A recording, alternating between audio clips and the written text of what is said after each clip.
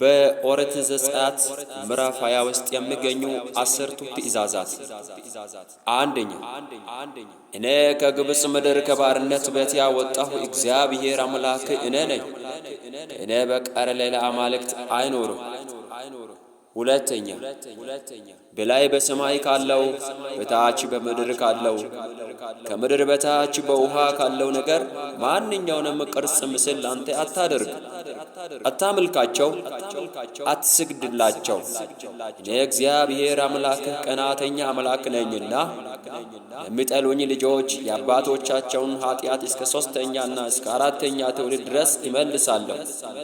የሚወዱኝ ትእዛዝንም ለሚጠብቁ እስከ 1000 ትውልድ ድረስ ምሕረትን አደርጋለሁ። ሶስተኛ፣ የእግዚአብሔርን የአምላክን ስም በከንቱ አትጥራ። ስሙን በከንቱ የሚጠራውን እግዚአብሔር ከበደል አያነጻውምና። አራተኛ፣ የሰንበትን ቀን ትቀድሰው ዘንድ አስብ። 6 ቀን ትሰራለህ፣ ሥራህን ሁሉ ትፈጽማለህ። 7ኛው ቀን ግን ለእግዚአብሔር ለአምላክ ሰንበት ነው። በእርሱ አንተ ወንድ ልጅህም ሴት ልጅህም ሎሌህም ገረድህም እንስሳህም በአገርህም የሚኖር እንግዳ ሁሉ ምንም ሥራ አትስሩ። እግዚአብሔር በ6 ቀን ሰማይንና ምድርን ባሕርንም በእነርሱም ያለውን ሁሉ ፈጥሮ በ7ኛው ቀን አረፈ። ስለዚህ እግዚአብሔር የሰንበትን ቀን ባረከው፣ ቀደሰው። አምስተኛ፣ እግዚአብሔር አምላክ በሚሰጥህ ምድር ዕድሜህ ይረዝም ዘንድ አባትህንና እናትህን አክብር።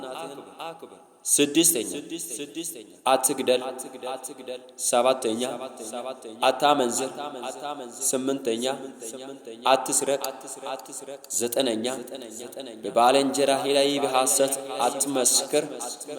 10ኛ፣ የባልንጀራህን ቤት አትመኝ።